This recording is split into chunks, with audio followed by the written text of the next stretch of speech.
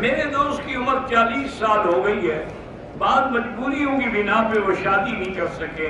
اب اس عمر میں وہ شادی کر سکتے ہیں، کیوں نہیں کر سکتے؟ 40 سال میں تو آدمی جوان ہوتا ہے۔ اسی لیے تو اللہ تبارک و تعالیٰ پیغمبروں کو نبوت 40 سال کے بعد دیتے ہیں۔ فَلَمَّا بَلَغَ أَشُدَّهُ بَلَغَ 40 سَنَةً، اللہ نے فرمایا کہ موسیٰ علیہ السلام جب اپنی پوری قوت کو پہنچے، طاقت کو پہنچے، 40 سال کے ہوئے تو ہم نے ان کو وحی عطا فرمائی۔ 40 سال کے بعد شادی ضرور کریں، بلکہ یہاں پر آپ حیران ہوں گے، یہ جتنا عرب لوگ ہیں نا، اللہ ان کو خوش رکھے، جو خالص عرب ہیں، ہماری طرح نقلی عرب نہیں، جو صحیح معنی میں خالص عرب لوگ ہیں اور انہی قبائل سے چلے آ رہے ہیں حضور پاک کے زمانے سے لے کر آج تک، تو ان کو تو مجھے ایک دن ملا ہے میرے دوست، میرے والد صاحب کے دوست تھے، بڑے عالم، مجھے کہہ رہے ہوئے کہ آپ بڑے کمزور لگ رہے ہیں، کیا وجہ ہے؟ میں نے کہا بھی وجہ تو کوئی نہیں ہے، باقی انسان ہے، پریشانیاں ہوتی ہیں تو اس کا اثر پڑتا ہے۔ انہوں نے کہا آپ شادی کیوں نہیں کرتے دوسری؟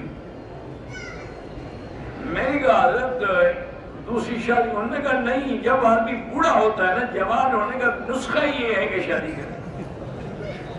انہوں نے کہا ہم لوگ جب زیادہ کمزور ہوتے ہیں فوراً ایک شادی کر لیتے ہیں، پھر اس کے بعد کمزوری ہوتی ہے اور شادی کر لیتے ہیں۔ انہوں نے کہا اور شادی کریں، دیکھیں آپ جوان ہو جائیں گے۔ میں نے کہا جی دعا کریں۔ انہوں نے کہا دعا سے تو کام نہیں ہوتے، دعا کرنا پڑتا ہے۔ آپ نے شادی کرنی ہے اگر ہمارے قبائل سے تو کل چلو میں کر دیتا ہوں، اور اگر آپ نے پاکستان ہندوستان کو ڈھونڈنا ہے تم یا تو وہ جانے۔ بڑے عجیب آدمی تھے، اللہ ان کی قبر کرے، بہت بڑے آدمی، اور متواتر وہ کئی سال تک جب بھی مکے میں آتے تھے نا والد صاحب کے درس میں، اور والد صاحب کے بالکل ساتھ بیٹھ کے درس سنتے تھے۔ بہرحال گھر میں تصویریں لگی ہوں اور نماز میں تصویریں سامنے ہوں تو نماز نہیں ہوتی، ان کو فوراً الٹ دیا جائے یا کسی دوسرے کمرے میں جا کے نماز پڑھے۔ مسجد نبوی میں زیادہ درود شریف پڑھے، لیکن جب حضور پاک کے مواجہ شریف میں جائیں اور کھڑے ہوں تو ادب سے پھر آپ خطاب سے سلام پڑھ سکتے ہیں، الصلاۃ والسلام علیک یا رسول اللہ، الصلاۃ والسلام علیک یا حبیب اللہ۔ پھر آگے سیدنا ابو بکر، سیدنا عمر پہ سلام پڑھیں، پھر اور تھوڑا آگے جا کے رخ قبلے کی طرف کر کے دعا اللہ سے مانگیں۔ اگر 2 طواف اکٹھے کر لیں اور بعد میں ہم 2 رکعت پڑھیں وہ بھی جائز ہے۔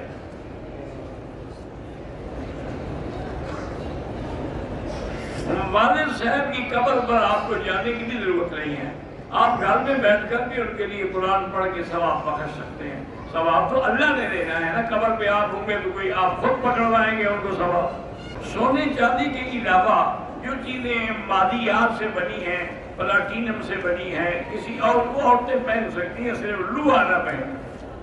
ایک بچی کی عمر 16 سال ہے اور بیمار، اللہ شفا عطا فرمائے، کہتے ہیں کہ اس کو کینسر کا، نام سے بھائی کوئی فرق نہیں پڑتا، یہ جاہلوں کی بات ہے کہ نام تبدیل کرو، نام تبدیل کرو۔ نام تبدیل کرنے سے کیا ہوتا ہے؟ یہ بالکل بے وقوفی ہے، نام کے طرف کوئی ایسا اثر نہیں ہوتا ہے۔ اللہ اس کو شفا کاملہ عطا فرمائے۔ اور میں نے پہلے بتایا ہوا ہے وہ آیت مبارک جو کینسر کی علاج کے لیے ہے کہ اللہ نے لا کاشف الا سورۃ النجم کی آخر ہے، لیس لہا من دون اللہ کاشفہ۔ اگر گیس کی بیماری ہے اور وضو کرنے کے بعد گیس کی حاجت ہوتی ہے تو ہر نماز کے لیے نیا وضو کرو۔ مثلا مغرب کو جو وضو کرو گے عشاء تک پڑھتے رہو چاہے گیس خالص ہو، عشاء کے لیے پھر وضو۔ تبلیغ میں نکلنے میں واقعی زیادہ ثواب ہے، اس میں کوئی شک نہیں۔ اب دیکھیں نا کہ حرم کی نیکی میں 1 کا 1 لاکھ ہے، لیکن اگر پیدل آپ حرم جائیں تو ہر قدم پہ 700 حرم کی نیکی ملتی ہے۔ تو جب آدمی اللہ کے دین کے لیے نکلتا ہے صاف بات ہے ثواب زیادہ ہوتا ہے۔ بھائی اپنی بیوی کو کہتا ہے مجھ سے مشورہ کر کے بغیر کوئی کام کیا تمہارا اپنا اور میرا اپنا رہا ہے، اطلاق نہیں ہوتی، ایسی باتیں نہ کیا کرو۔ قرآن پاک ختم ہو تو دعا بس دعا مانگا کرے، ختم قرآن پہ دعا قبول ہوتی ہے۔ فروری میں آلو خرید کر کے کولڈ اسٹوریج میں اسٹور کریں اور پھر اکتوبر میں بیچیں، کوئی بات نہیں، کیونکہ آلو کے بغیر گزارا ہو سکتا ہے۔ مانا یہ کہ گندم یا آٹا ذخیرہ نہ کرے، جو غریب روٹی کیا کرے، کہاں سے کھائے؟ آلو نہ ملے پھر تو زندہ رہ سکتے ہیں۔ خیالات دل میں آئے طلاق دینے کے تو اس سے طلاق نہیں ہوتی کہ لڑکیاں بیوٹی پارلر کا کام سیکھ سکتی ہیں، اگر اور کسی کام میں ان کو روزی نہیں ملتی تو پھر سیکھ سکتی ہے، لیکن اس میں وہ کام نہ کریں جو شریعت نے منع کیا ہے۔ اگر سجدہ تلاوت نماز میں آ جائے اسی کو سجدہ کر دو، پھر کھڑے ہو جاؤ۔ میرا بیٹا نماز نہیں پڑھتا، اللہ ہر مسلمان کی اولاد کو صالح بنا، اصلحنا و اصلح بنا و اصلح اولادنا و اولاد المسلمین۔ ہمارا والد ہمیں کچھ نہیں دینا چاہتا، دوسری بیوی کی اولاد کو دینا چاہتا ہے، اللہ اس کو ہدایت دے ورنہ قبر میں پکڑا جائے گا۔ اس کو چاہیے کہ اپنی اولاد سب اولاد کو دے، پہلی بیوی سے ہو یا دوسری بیوی سے۔ یہ بہت بڑا ظلم ہے کہ آدمی ایک بیوی کی اولاد کو دیتے ہیں، دوسری بیوی کا حق کھا جاتا ہے۔ خانہ کعبہ کا غلاف کئی رنگ میں رہا ہے، سرخ بھی رہا ہے، سفید بھی رہا ہے، آخر میں اللہ کو شاید یہی رنگ مقصود تھا، منظور تھا کہ کالا رنگ جو ہے ہر عیب کو چھپا لیتا ہے، باقی رنگ جو ہے وہ عیب نہیں چھپا، تو اللہ نے ایسا رنگ رکھا ہے جو ہمارے عیبوں کو چھپا لے۔ مجھے طلاق ہو گئی ہے، ایک میری بچی بھی ہے، میں چاہتی ہوں کہ اللہ والی بن جاؤں، رشتے بھی آ رہے ہیں لیکن میں نہیں کرنا چاہتی۔ جب شادی نہیں کرو گی تو اللہ والی کیسے بنو گی؟ اللہ والی بننے کے لیے تو دوسری شادی ضروری ہے، آپ بغیر شادی کیسے رہنا چاہتی ہیں؟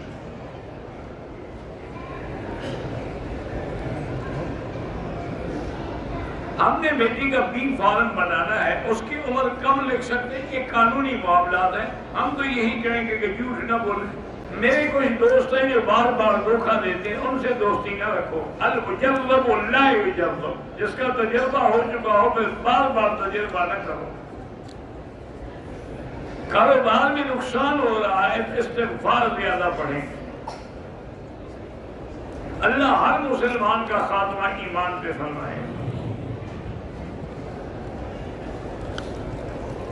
میں آپ کے بیانات کے چھوٹے چھوٹے کلپ بنا کر ٹک ٹاک پہ ڈالتا ہوں، مجھے کوئی اعتراض ہے، دین پھیلانے میں جو بھی کوئی کام کرے مجھے کوئی اعتراض نہیں۔ دنیا میں اس میں کوئی شک نہیں ہے کہ حرم مکہ اور حرم مدینہ سے مقدس جگہ کوئی نہیں ہے۔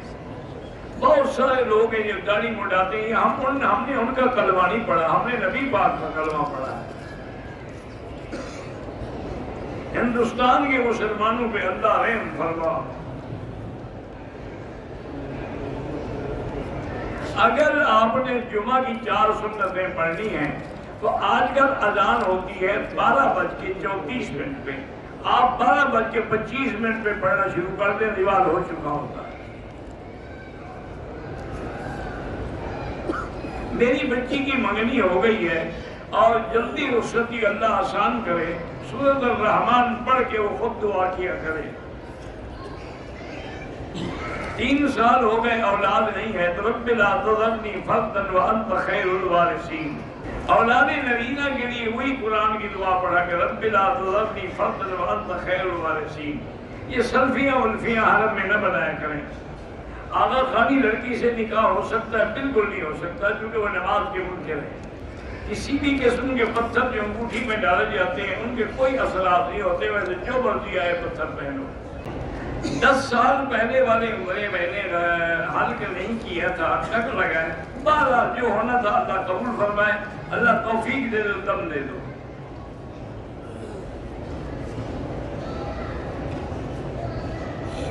بہرحال شیعہ کے بارے میں جب کوئی بات آتی ہے، سوال آتا ہے تو ہم بتا دیتے ہیں، بلا وجہ تو نہیں بتایا جاتا نا۔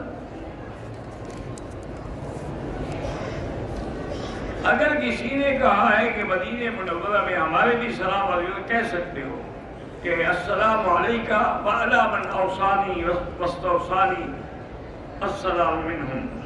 ہم بہنوں کو زمین میں حق دیتے ہیں لیکن وہ خود لینا نہیں چاہتے، ان کی مرضی ہے، اگر دل سے معاف کرتی ہیں ہم کر سکتی ہیں۔